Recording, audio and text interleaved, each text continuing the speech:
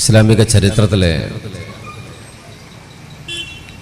നൂറ്റാണ്ടുകൾ പഴക്കമുള്ള ഒരു ചരിത്രത്തിൻ്റെ താളുകളിലേക്കാണ് ഇന്ന് നമുക്ക് കടന്നു ചെല്ലാനുള്ളത്. ഈ വർത്തമാന കാലഘട്ടത്തിൻ്റെ വേദിയിൽ നിന്നുകൊണ്ട്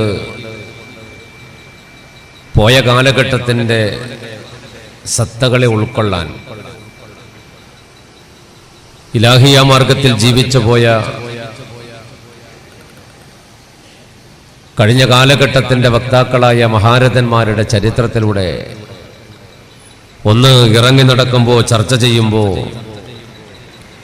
അതിൽ നിന്ന് നേരായ ചില സത്യങ്ങളെ പഠിച്ചെടുക്കുവാനും ആ സത്യങ്ങളിൽ നിന്ന് ചില സത്തകൾ ഉൾക്കൊള്ളുവാനും നമ്മുടെ മനസ്സ് പാകപ്പെടുത്തിയെടുക്കേണ്ടതുണ്ട് എന്നത് ഇതുപോലെയുള്ള ഉറൂസ് നമ്മോട് നൽകുന്ന ഏറ്റവും വലിയ സന്ദേശമാണ്. ഞാൻ ഈ ആമുഖം വർദ്ധിപ്പിക്കുന്നില്ല. ചരിത്രത്തിൻ്റെ ആ പഴയ താളുകളിലേക്ക് എല്ലാം അല്ലാഹുവിലേക്ക് സമർപ്പിച്ചുകൊണ്ട് ബിസ്മില്ലാ തവക്കൽതു അലല്ലാഹ് വലാ ഹൗല വലാ ഖുവ്വത ഇല്ലാ ബില്ലാഹിൽ അലിയിൽ അദീം.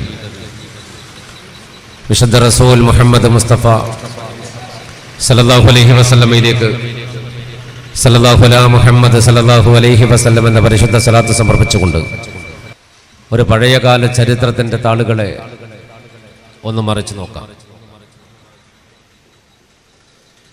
മഹാനായ പരിശുദ്ധ റസൂൽ മുഹമ്മദ് മുസ്തഫ സല്ലല്ലാഹു അലൈഹി വസല്ലമയുടെ കാലഘട്ടത്തിന് ശേഷം ഇസ്ലാമിക ലോകത്ത്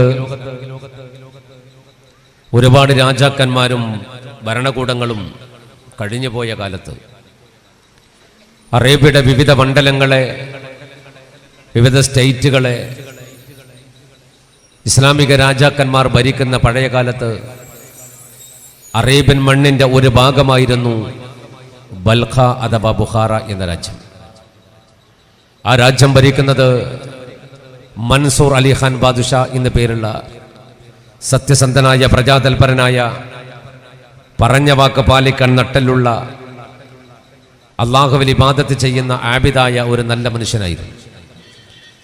മൻസൂർ അലി ഖാൻ ബാദുഷാ ചക്രവർത്തി എന്ന മഹാരാജാവ് ബൽക്ക പട്ടണത്തിൻ്റെ അധിപനായി ജീവിക്കുമ്പോൾ രാജാവ് നല്ലവനാണെങ്കിൽ, ആ രാജ്യം ഭരിക്കുന്ന രാജാവ് നല്ല മനസ്സിൻ്റെ ഉടമയാണെങ്കിൽ അയാൾക്ക് ഭരിക്കാൻ കിട്ടിയ പ്രജകളെയും ചരിത്രത്തിൽ ഇങ്ങനെയാണ് പ്രതിപാദിക്കുന്നത്. സുഹൃതത്തിനൊളിവാളേ തുടികൊട്ടി കളിക്കുന്നു മനുജന്മാർ, സുബ്ഹാനിൽ സ്തുതിയാലേ സുബ്ഹിയിൽ ഉണരുന്നു ദാസന്മാർ. സുഹൃതത്തിനൊളിവാളേ തുടികൊട്ടി കളിക്കുന്നു മനുജന്മാർ, സുബ്ഹാനിൽ സ്തുതിയാലേ സുബഹിയുണരുന്നു ദാസന്മാർ. ആവേശമല തല്ലും ബുഖാറതൻ തിരുമണ്ണിൽ മതിക്കുന്നു മനുഷ്യനും വിധി പോലെ.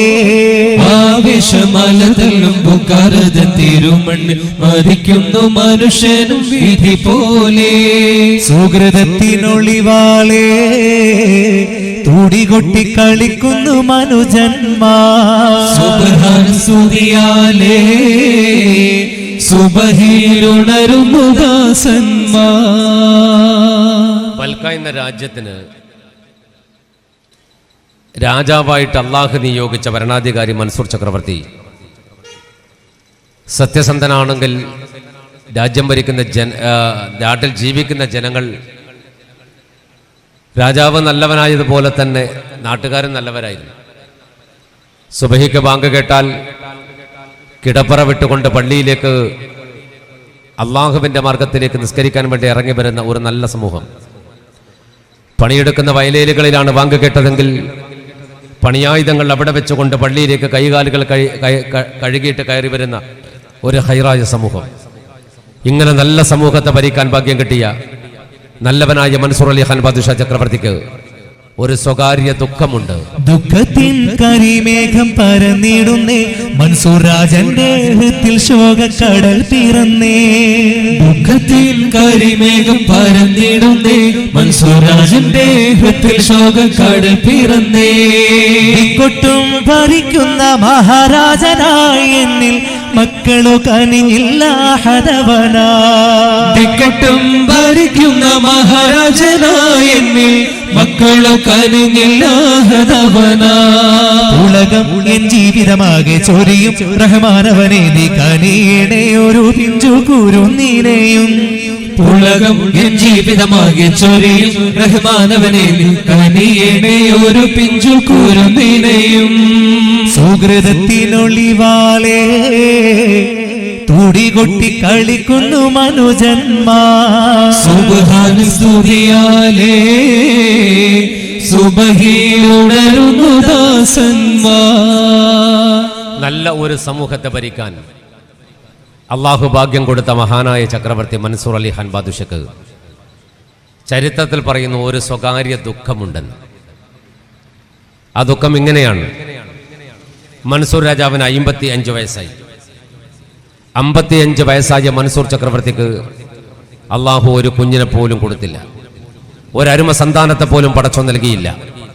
സദാ അവർ ദ്വാ ചെയ്യുമായിരുന്നു, ഭാര്യയും ഭർത്താവും, പടച്ചോനെ ഞങ്ങൾക്കൊരു കുഞ്ഞിനെ തരണേ അള്ളാഹുവേ എന്ന്.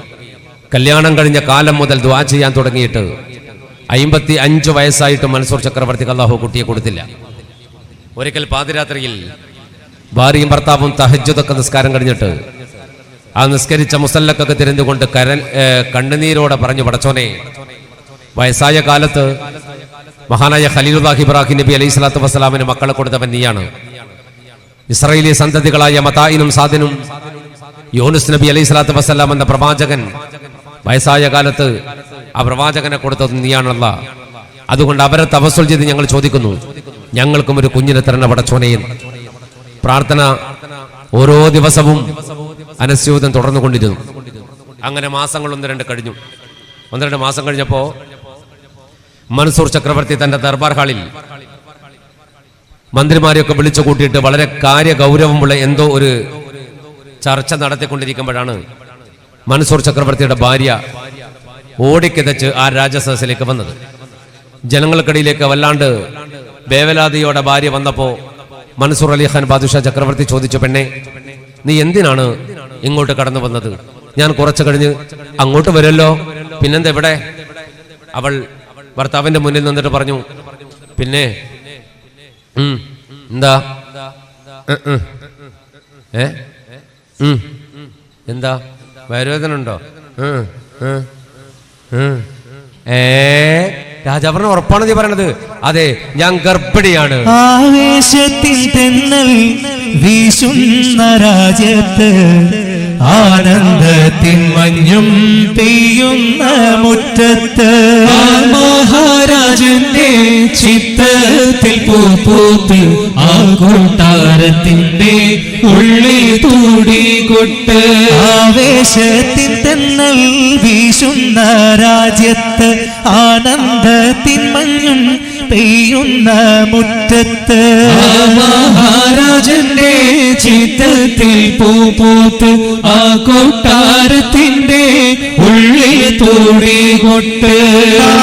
മടിയാളും ആനന്ദം കൊള്ളുന്നേ നാഥനീറയോനിൽ നന്ദിയും നേരുന്നേ. നാലാൾ നിൽക്കുന്നിടം വാർത്ത പരക്കുന്നേ, നാളുകൾ നീക്കിക്കൊണ്ടെല്ലാരും കാക്കുന്നേ. മടിയാളും ആനന്ദം കൊള്ളുന്നേ നാഥനീറയോനിൽ നന്ദിയും നേരുന്നേ. നാലാൾ നിൽക്കുന്നിടം വാർത്ത പരക്കുന്നേ, നാളുകൾ നീക്കിക്കൊണ്ടെല്ലാരും കാക്കുന്നേ. രാജാവിനോട് ഭാര്യ വന്നിട്ട് പറഞ്ഞത് ഞാൻ ഗർഭിണിയാണെന്നാണ്. അത് കേൾക്കേണ്ട താമസം മൻസൂർ അലി ഖാൻ ബാദുഷാ ചക്രവർത്തി അള്ളാഹുവിനെ സ്തുതിച്ചു. അയാൾ മാത്രമല്ല, ആ സദസ്സിൽ ഒരുമിച്ച് കൂടിയ മുഴുവൻ പേരും മൻസൂർ അലി ഖാൻ ബാദുഷാ ചക്രവർത്തിക്ക് ഒരു കുഞ്ഞ് ജനിക്കാൻ പോകുന്നുണ്ടല്ലോ എന്ന സന്തോഷത്തിലാണ്. അയാൾക്കൊരു കുട്ടി പിറന്നാൽ ആ നാട്ടിൽ അതൊരു ദേശീയ ആഘോഷമാക്കി മാറ്റണം എന്ന് നാട്ടുകാർ പ്രതിജ്ഞയെടുത്തു. അങ്ങനെ കാത്തിരിപ്പ് തുടർന്നു. 9 മാസവും 9 ദിവസവും ഏകദേശം 9 മണിക്കൂറും. ശാസ്ത്രീയമായി ഒരു പെണ്ണിന്റെ പ്രസവത്തിന്റെ സമയമാണ് അത് എന്ന് പ്രസവിക്കാത്ത എനിക്ക് കിട്ടിയ റിപ്പോർട്ടാണ്. ഏകദേശം ആ സമയമായപ്പോൾ മൻസൂർ ചക്രവർത്തിയുടെ ഭാര്യക്ക് ഒരു വേദന, ഒരു പിടിച്ചു വലി, ഒരു കൊളത്തി വലി അതിലുണ്ട്. അതുണ്ടാവും, സ്വാഭാവികമാണ്. ചക്രവർത്തിയുടെ ഭാര്യക്ക് പ്രസവ വേദന കിട്ടിയപ്പോൾ ഏകദേശം ളുഹറിന്റെ സമയത്താണ് പ്രസവവേദന കിട്ടുന്നത്. പ്രത്യേകം പരിശീലനം സിദ്ധിച്ച പേരിച്ചമാരെയും വൈദ്യന്മാരെയും ഒക്കെ കൂടെ നിർത്തിക്കൊണ്ട് ഒരു പ്രത്യേക മുറിയിൽ മൻസൂർ ചക്രവർത്തിയുടെ ഭാര്യയെ പ്രവേശിപ്പിച്ചു. ളുഹറിന്റെ സമയത്ത് പ്രസവ വേദന കിട്ടിയിട്ട് രാത്രി ഇശാഹ് നിസ്കാരം കഴിഞ്ഞിട്ടും മൻസൂർ ചക്രവർത്തിയുടെ ഭാര്യ പ്രസവിക്കുന്നില്ല. കിണഞ്ഞ് പരിശ്രമിച്ച കൊട്ടാര വൈദ്യൻ പുറത്തിറങ്ങിയിട്ട് പറഞ്ഞു, രാജാവേ, നിങ്ങളുടെ ഭാര്യ പ്രസവിക്കുന്നില്ല. രാജാവ് പറഞ്ഞു, എന്തുകൊണ്ടാ? കൊട്ടാര വൈദ്യൻ പറഞ്ഞു, ഞാനെന്ത് പറയാനാ, ഞാനിതുവരെ പെറ്റിട്ടില്ലല്ലോ പറഞ്ഞു. മൻസൂർ അലി ഖാൻ ബാദുഷാ ചക്രവർത്തി ആബിദാണ്. അയാളൊരു മുസല്ല വിരിച്ചു. ആ മുസല്ലക്കകത്ത് 2 റക്അത്ത് നിസ്കരിച്ചു. നിസ്കാരത്തിന് ശേഷം അയാൾ ഇരു കൈകളും അല്ലാഹുവിലേക്ക് ഉയർത്തിക്കൊണ്ട് പറഞ്ഞു, നാഥാ, എന്റെ ഭാര്യയെ സുഖകരമായ രൂപത്തിൽ നീ പ്രസവിപ്പിക്കണേ തമ്പുരാനേ. പ്രാർത്ഥന കഴിഞ്ഞില്ല. പ്രാർത്ഥനയുടെ മാറ്റൊലി അന്തരീക്ഷത്തിൽ ലയിച്ചു ചേരുന്നതിന്റെ മുമ്പ് അത് സത്യത്തില് ഭർത്താക്കന്മാരായ നമുക്കൊരു പാഠമാണ്.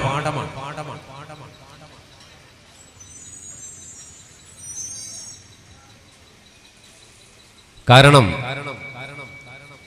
നമ്മളിലധിക പേരും കുറേ ആള് ഭാര്യയെ ലേബർ റൂമിൽ കയറ്റി അങ്ങ് വിടും.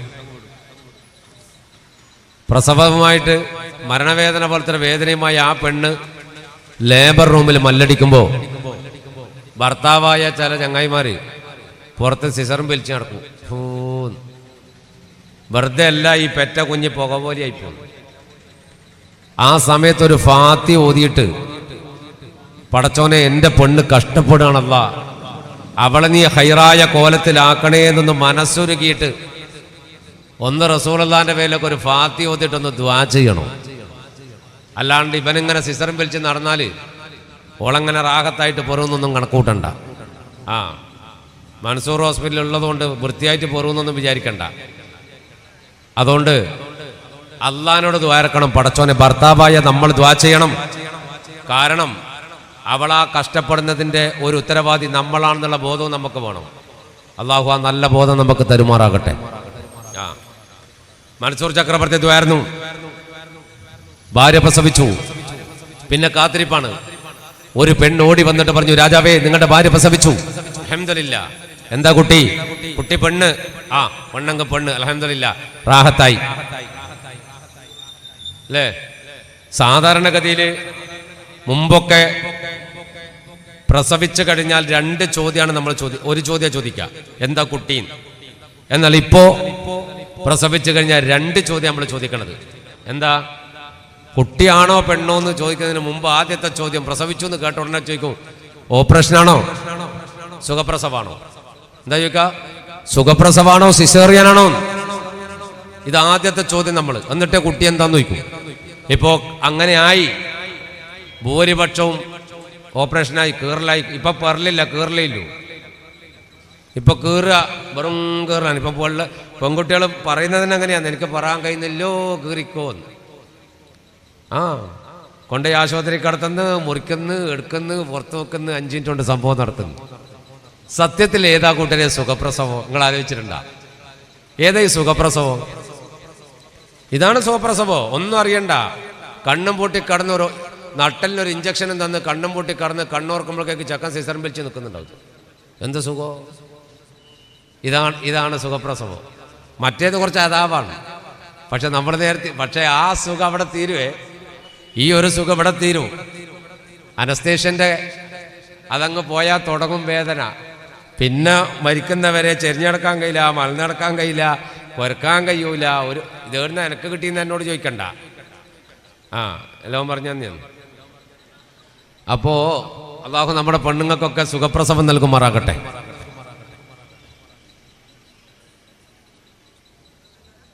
ഷമീസിന് അള്ളാഹു സാലിയായ മക്കളെ കൊടുക്കട്ടെ.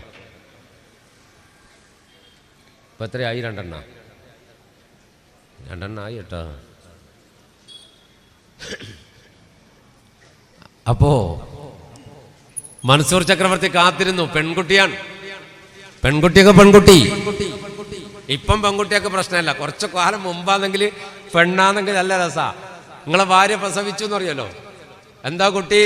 പെണ്ണ് എന്ന് പറഞ്ഞാൽ പിന്നെ എൻ്റെ മോന്ത് ആ കാലാക്കായി പെണ്ണാ. എന്താ പെണ്ണിന് പറ്റൂടെ? ഇപ്പം പിന്നെ പ്രശ്നമില്ല. ഇപ്പം പെണ്ണിനെ കിട്ടായിട്ടൊക്കെ ഇപ്പോൾ പെമ്പിള്ളർ ഉണ്ടായാൽ രക്ഷപ്പെട്ടതില്ല കോലത്തിലായിട്ടുള്ളത്. അള്ളാഹു നമ്മൾക്ക് സാലിഹായ മക്കളെ തരട്ടെ, സാലിഹത്തായ പെൺകുട്ടികളെയും അള്ളാഹു നൽകുമാറാകട്ടെ. ആമീൻ പറ കൂട്ടരെ, ആമീൻ പറഞ്ഞു. പ്രസവം നിർത്തിയ പെണ്ണുങ്ങളും ആമീൻ പറഞ്ഞിട്ടുണ്ടാവും. എന്തിനാന്ന് എന്നോട് ഇരിക്കണ്ട. ഏതായാലും മൻസൂർ ചക്രവർത്തിക്ക് കുട്ടിനെ കൊണ്ടുകൊടുത്തു. മൻസൂർ അലി ഖാൻ ബാദുഷാ ചക്രവർത്തി കുഞ്ഞിനിങ്ങനെ നോക്കി. അൽഹംദുലില്ലാഹ്, അടിപൊളി മോളാണ്. ആ കുഞ്ഞുമോളുടെ കവിളത്ത് മുത്തം കൊടുത്ത് നെഞ്ചോട് ചേർത്ത് പിടിച്ചിട്ട് ആ പൊന്നുമോൾക്ക് താരാട്ട് പാടി കൊടുത്തിട്ടുണ്ട് മൻസൂർ ചക്രവർത്തി. ഈ പാട്ട് മറന്നു പോയിട്ടുണ്ട് ആധുനിക ലോകം.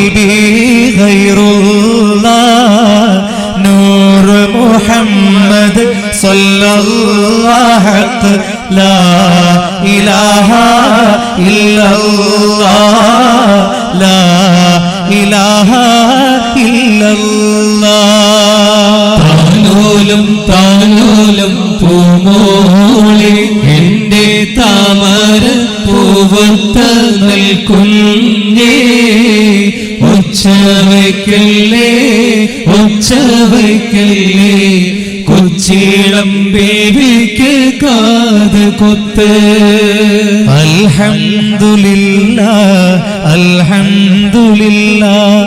ലാ ഇലാഹ ഇല്ലല്ലാഹ് ലാ ഇലാഹ ഇല്ലല്ലാഹ്.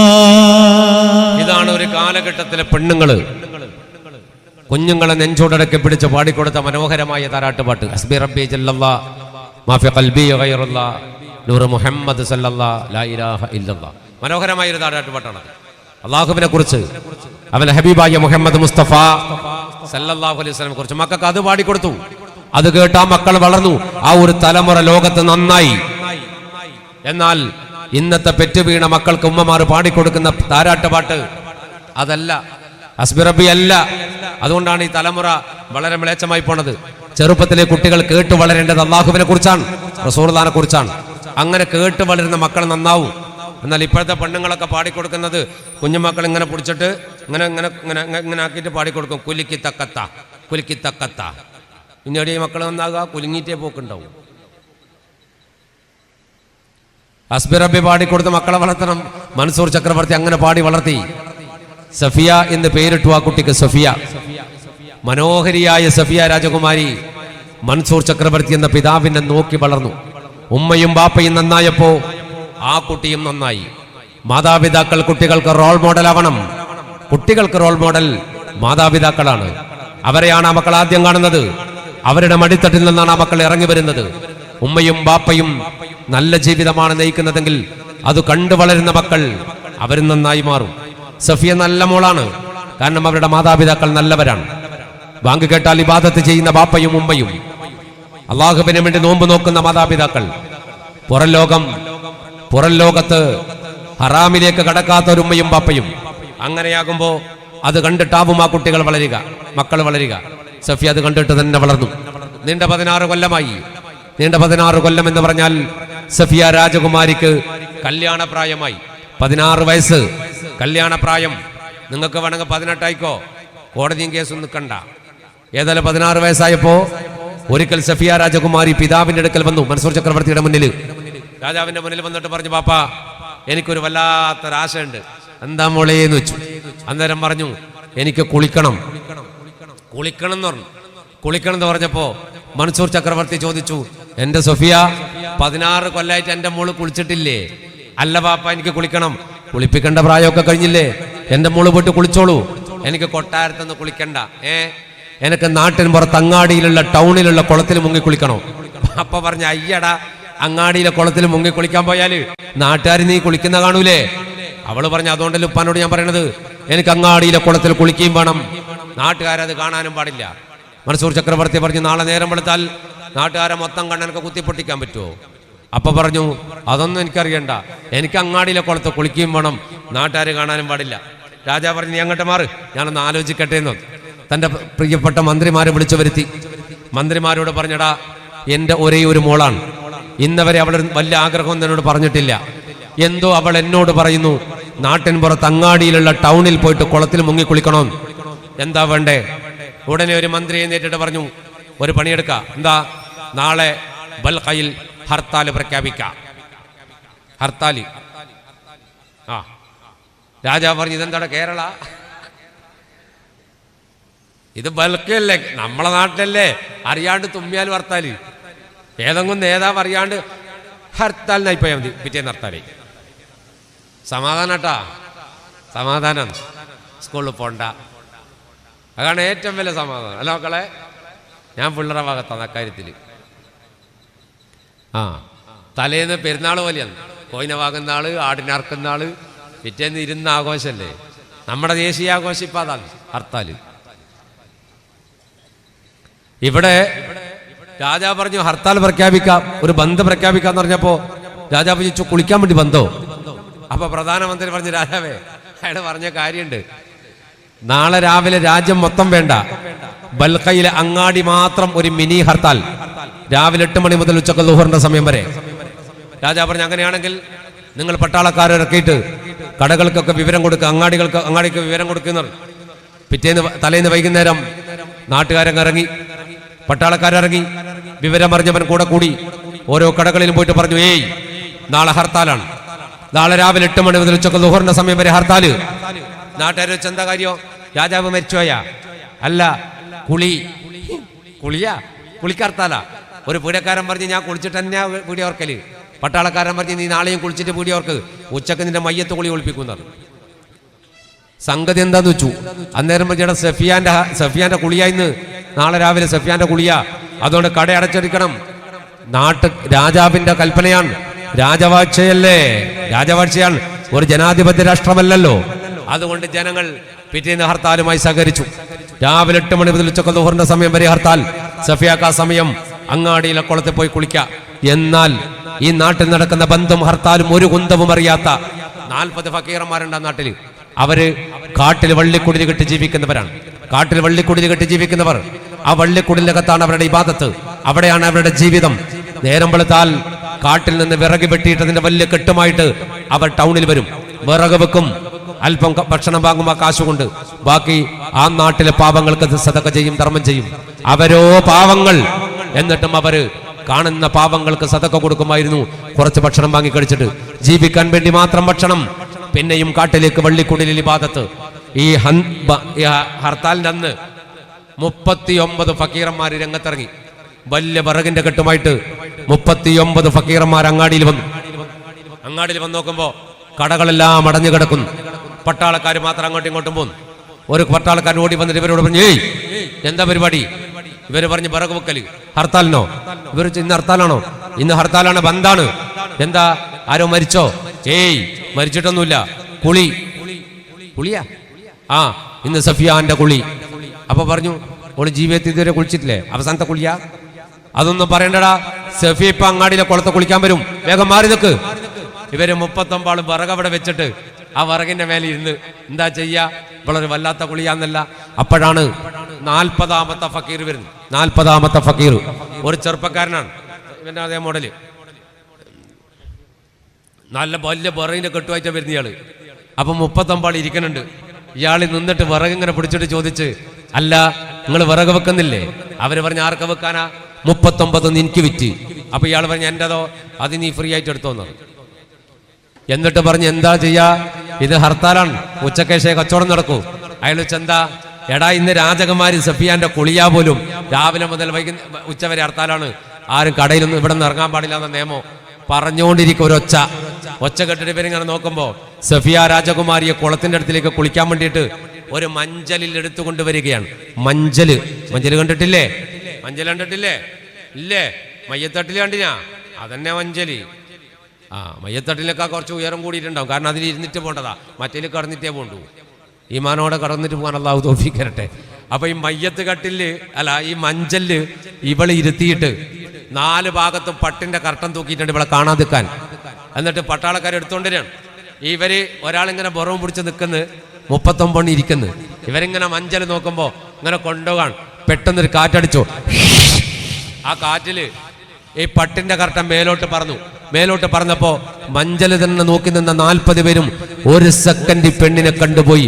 അവർ തലതാഴ്ത്തി നിന്നു. കണ്ടാൽ മതം തള്ളും അതിർപ്പക്കന്നീ, കവിള തഴകിന്റെ മറുകും മിന്നേ, കഹനിയിലുദിത്തുള്ള കമർ പോലെ കത്തിടുന്നൊരു വിളക്കിൻ ചേലേ, കണ്ടാൽ മതം തള്ളും അതിർപ്പക്കന്നീ, കവിള തഴകിന്റെ മറുകും മിന്നേ, കഹനിയിലുദിത്തുള്ള കമർ പോലെ കത്തിടുന്നൊരു വിളക്കിൻ ചേലേ, കൊത്തവളുടെ മുല്ലപ്പല്ല് മുടികരി വണ്ടിൻ മഴവിൽ മുഹബത്താക്കണ മധുര ചൊല്ല്, ചൊല്ലാമവൾ 2 മിഴിയനക്കി, വെണ്മ പരത്തുന്ന ചിരിയൊഴുക്കി, ചൊല്ലാമവൾ 2 മിഴിയനക്കി, വെണ്മ പരത്തുന്ന ചിരിയൊഴുക്കി.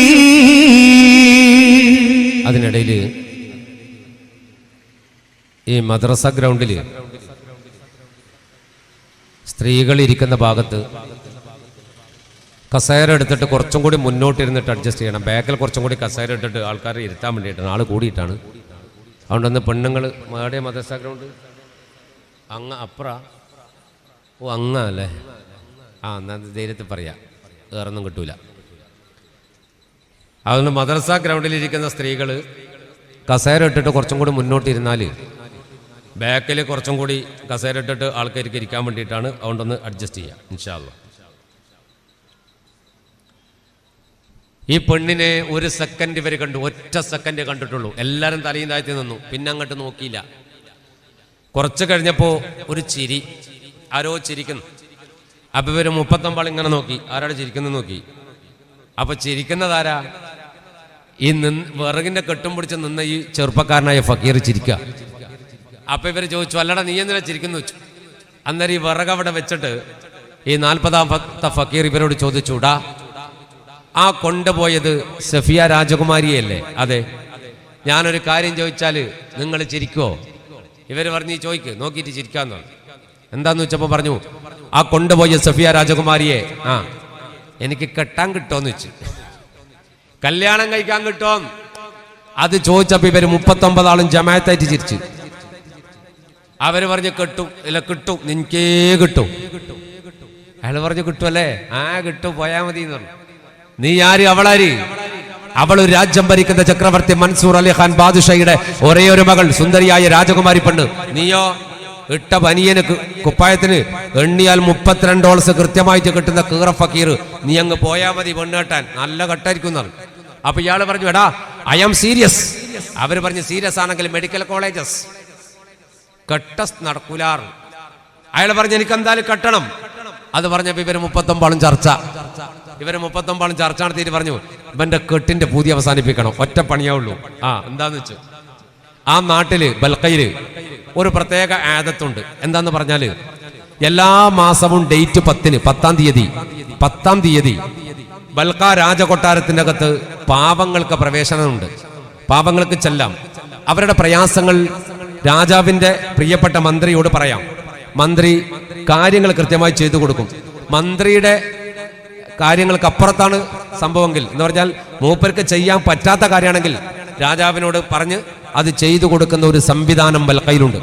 ഇവര് 39 പറഞ്ഞ്, ഇന്റെ ഭാഗ്യാണ്, ഈ മാസത്തെ ഡേറ്റ് 10 നാളെയാണ്, രാവിലെ പോയിക്കോ കൊട്ടാരത്തിൽ, നീ പോയിട്ട് പറ സഫിയാനെ കെട്ടണം, എന്നാ നിന്റെ 3 കെട്ടും കെട്ടിവിട്ടോളൂ എന്ന് പറഞ്ഞു. ഈ പാവോ വേറൊന്നും ആലോചിച്ചില്ല. അന്ന് വിറകൊന്നും വിറ്റില്ല. കാരണം നാളെ കല്യാണമല്ലേ, തലേന്ന് പണിയെടുക്കാൻ പോക്കണ്ട. ആരെങ്കിലും നമ്മൾ പോക്കണ്ട, നമ്മൾ 2 ആഴ്ച മുമ്പേ പണിയെടുത്തൂലേ. കഴിഞ്ഞിട്ട് നിർത്തും, തുടങ്ങുന്നതിന് മുമ്പ് നിർത്തും. പണിയൊന്നും പിന്നെ എടുക്കേണ്ട ആവശ്യമില്ലല്ല. ഇതെന്നെ ഒരു പണിയായല്ല. അപ്പോ ഇതെന്നെ ഒരു വലിയ പണിയായി. എണ്ണട്ടലോടുകൂടി പണിയായി. ഓൻ്റെ അവസാനം എത്തി. അള്ളാഹു ഹൈറായി കോലത്തിലാക്കി തരട്ടെ. അപ്പോ ഈ മനുഷ്യൻ വള്ളിക്കുടിൽ പോയിട്ട് നേരം വെളുക്കുന്നവരെ ഇബാദത്ത് ചെയ്തു. അങ്ങനെ രാവിലെ സുബഹി നിസ്കരിച്ചിട്ട് നേരെ കൊട്ടാരത്തിലേക്ക് വിട്ട് പഴയ കുപ്പായിലിട്ട് അങ്ങ് ഒറ്റപ്പോക്ക. ഗേറ്റ് കീപ്പർമാർ തടുത്തു. അവർ ചോദിച്ചു കഹാം ജാത്താ ഹേ? ഇയാൾ പറഞ്ഞു ആയാം പാപം ഹേ കറട്ടാ ഹേ. അപ്പം പറഞ്ഞ ആ കയറിക്കോ പറഞ്ഞു. ഇയാൾ കയറി ദർബാർ ഹാളിലെത്തി. ദർബാർ ഹാളിലെത്തുമ്പോൾ മന്ത്രി വന്നിട്ട് ഇരിക്കുന്നേ ഉള്ളൂ. ഇയാളെ കണ്ടപ്പോൾ മന്ത്രി ഇങ്ങനെ നോക്കി. അസ്സലാമു അലൈക്കും. വലൈക്കും അസ്സലാം. മന്ത്രി പറഞ്ഞ് നേരം വെളുത്തിട്ട് വന്നാ പോരെ, രാവിലെ തന്നെ സൂര്യൻ ഉദിക്കും മുന്നേ വന്നില്ലേ, എന്താ നിന്റെ പ്രശ്നം എന്ന് വെച്ചു. എന്താ നിന്റെ പ്രയാസം? ഇയാൾ എനിക്ക് വ്യക്തിപരമായിട്ട് പ്രയാസമൊന്നുമില്ല, ഞാനൊരു സംഗതിക്ക് വന്നതാ. എന്താ? എനിക്ക് സഫിയാനെ കെട്ടണം. എന്ത്? എനിക്ക് സഫിയാനെ കെട്ടണം. മന്ത്രി ചോദിച്ചു ഏത് സഫിയ? രാജകുമാരി സഫിയ. അപ്പൊ മന്ത്രി പറഞ്ഞു വട്ടല്ലേ? ഇയാൾ പറഞ്ഞു വട്ടല്ല, കെട്ട്. നീ എന്താടാ പൊട്ടാ പറയുന്നു വെച്ചു. അപ്പൊ ഈ പാവം മനുഷ്യൻ പറഞ്ഞു, മന്ത്രിയോട് പറഞ്ഞു, ഏയ് എനിക്ക് രാജകുമാരി സഫിയാനോ കല്യാണം കഴിക്കണം, ഇതാണ് എന്റെ ആവശ്യം. അപ്പൊ മന്ത്രി പറഞ്ഞ് ഈ പിരാന്തം ഭർത്താന് രാജാവിനോട് പോയിട്ട് പറഞ്ഞാല് രാജാവിന്റെ തലവെട്ടിക്കളയും. അതൊന്നും എന്റെ പരിധിയിൽ നിൽക്കുന്ന കേസല്ല, രാജാവിന്റെ പരിധിയിൽ നിൽക്കുന്ന കേസാണ്. അപ്പം പറഞ്ഞു ഒരു കാര്യം ചെയ്യാ, ഞാൻ പോയിട്ട് പറയാ, ഞാൻ നേരിട്ട് പറയാ. അപ്പൊ മന്ത്രി പറഞ്ഞു നിന്നെ എന്തിനായി ഇങ്ങോട്ട് കയറ്റി വിട്ടെന്ന് വെച്ചിട്ട് ചിലപ്പോ എന്റെ തല വെട്ടു. അപ്പൊ രാജാവ് ഈ മന്ത്രിയോട് ഫക്കീർ പറഞ്ഞ് ഇന്റെ തലക്ക് ഗ്യാരണ്ടി പോക്കാം, ഒന്നുകിൽ ഞാൻ പറഞ്ഞിട്ട് വെട്ടും, ഇല്ലെങ്കിൽ നീ പറഞ്ഞിട്ട് വെട്ടും. അപ്പം മന്ത്രി പറഞ്ഞു എന്റെ തല രക്ഷപ്പെടുത്താൻ എനിക്കറിയടാ, നിന്റെ തലയം കെട്ട് വെട്ടിയാൽ നീ പറയും ചെയ്യില്ല, ഞാൻ പറയും വേണ്ട. ഈ ഫക്കീറിനെ പേടിപ്പിക്കാൻ വേണ്ടി മന്ത്രി ചാടി എഴുന്നേറ്റ് വാൾ വലിച്ചൂരി. എന്നിട്ട് ഈ പാവത്തിന്റെ ചുരന്റെ മുടിയാട്ട് പിടിച്ചിട്ട് വെട്ടാൻ നോക്കും. വെറുതെ ഇയാൾ പേടിപ്പിച്ചാൻ നോക്കിയതാ. വെട്ടാൻ നോക്കുമ്പോ ബേക്കിന്ന് സ്റ്റോപ്പ്. മന്ത്രിയും ഫക്കീറും ഒന്നിച്ച് ഞെട്ടി നോക്കുമ്പോ ലിമിറ്റഡ് സ്റ്റോപ്പ് വരുന്നുണ്ട്. ഏതാ ലിമിറ്റഡ് സ്റ്റോപ്പ്? സാക്ഷാൽ മൻസൂർ ചക്രവർത്തി. മൻസൂർ ചക്രവർത്തി ചോദിച്ചു, അല്ല മന്ത്രി, എന്തിനാണ് രാവിലെ തന്നെ ഈ ദർബാർ ഹാളിൽ ഒരു പാവപ്പെട്ടവന്റെ തലവെട്ടാൻ പോണത്? രാജാവിനെ കണ്ടതും മന്ത്രിക്ക് മൊത്തം പറയായി. മന്ത്രി ലൂസായി. പാവോ ഇങ്ങനെ നോക്കി, ഫക്കീറും നോക്കി. ഫക്കീർ ഇങ്ങനെ നോക്കിയിട്ട് അല്ലാ നമ്മളെ മോശം കാക്ക, അടിപൊളി. രാജാവ് പറഞ്ഞു എന്തിനാണ് ഇയാളെ തലവെട്ടാൻ പോയത്? മന്ത്രി പറഞ്ഞു രാജാവേ, ഞാനെങ്ങാനും അത് പറഞ്ഞാൽ നിങ്ങൾ എന്റെ തലവെട്ടും. രാജാവ് പറഞ്ഞു പറഞ്ഞിട്ടില്ലെങ്കിൽ നിന്റെ തലവെട്ടും, പറയടാ. അപ്പൊ ഫക്കീർ വേക്കെന്ന് പറഞ്ഞു എന്തായാലും നിന്റെ തല പോവും, ഒരു കുണം പറഞ്ഞിട്ട് പോയിക്കൂടെ എങ്ങനെയെന്ന്. മന്ത്രി പറഞ്ഞു നമുക്ക് ഞാൻ രക്ഷപ്പെട്ട ഇന്ന് ഞാൻ ശരിയാക്കി തരാറ്. രാജാവ് പറഞ്ഞു പറ എന്തിനാ കൊല്ലാൻ പോയേ? എന്നിട്ട് ഇയാൾ പറഞ്ഞു മഹാരാജാ ഇയാൾക്ക് മകളെ കല്യാണം കഴിക്കണം എന്ന് പറഞ്ഞു. ആരുടെ മോളെന്ന് പറഞ്ഞിട്ടില്ല കേട്ടാ, മകളെ കല്യാണം കഴിക്കണമെന്നേ പറഞ്ഞിട്ടുള്ളൂ. പെട്ടെന്ന് രാജാവ് ചിരിച്ചോണ്ട് പറഞ്ഞു ഓ അതാപ്പ പ്രശ്നോ, അതിനാ ഞങ്ങളിപ്പോ ചൂടാകുന്നത്, ഞാൻ സമ്മതിച്ചെന്ന് പറഞ്ഞു. ഞാൻ സമ്മതിച്ച്. രാജാവ് വിചാരിച്ചത് മന്ത്രിക്ക് ഒരു പെണ്ണുണ്ട്, ആ പെണ്ണെ കല്യാണം കഴിക്കാനായിരിക്കും ഇയാൾ വന്നിട്ടുണ്ടാകുക, അതുകൊണ്ടാണ് ചൂടായിട്ട് തലവെട്ടാൻ പോയെന്ന. അത് മനസ്സിലാക്കിയിട്ട് മന്ത്രി പറഞ്ഞു എന്റെ മോളല്ലേ, നിങ്ങളുടെ മകൾ സഫിയ. രാജാവ് ഞെട്ടി. രാജാവ് ഇങ്ങനെ പടച്ചോനെ, കാരണം ഒരു വാക്ക് പറഞ്ഞത് അതിന്റെ അപ്പുറത്ത് വർത്താനില്ല, അങ്ങനത്തെ രാജാവാ. അപ്പൊ രാജാവ് കുടുക്കി. ഞാൻ സമ്മതിച്ചു എന്ന് പറഞ്ഞല്ലോ. രാജാവ് ഇങ്ങനെ നോക്കി പുയ്യാപ്പളിന ഇങ്ങനെ നോക്കുമ്പോ രാജാവ് മന്ത്രിയോട് പറഞ്ഞ് പുയ്യാപ്പള എന്നാ ഇട്ടിട്ട് വന്നിട്ട് ഗിൽസ മൊത്തോൾസ് അങ്ങനത്തെ കുപ്പായിട്ടിട്ട് വന്നിന്. ഇപ്പോ രാജാവ് ഇങ്ങനെ പറയാ മന്ത്രിയോട് പറഞ്ഞ് നമ്മൾ രണ്ടാളാണെങ്കിൽ ഇയാളെ തട്ടിയാൽ മതി രക്ഷപ്പെടും. പക്ഷെ അതല്ലല്ലോ ഇപ്പൊ സംഭവം. ഈ ചർച്ച നടക്കുന്നതിനിടയിൽ കുറെ ഫക്കീറന്മാർ വന്ന് ഇവരിങ്ങനെ നിന്ന് നോക്കുന്നുണ്ട്. അപ്പൊ ഇവരെ മുന്നിൽ വെച്ച് ഇയാളെ കൊല്ലാനും കഴിയില്ല, ആകെ കുടുങ്ങി. പറഞ്ഞ വാക്ക് പാലിക്കുന്ന രാജാവ്. ഉടനെ മൻസൂർ ചക്രവർത്തി പറഞ്ഞു ആള് ബുദ്ധിമാനാ, ഭയങ്കര ബുദ്ധിയാ, വന്നോളൂ, നിനക്കെന്റെ മകള് സഫിയാനെ കെട്ടിച്ചേരാ, പക്ഷെ മഹർ കൊടുക്കണോ?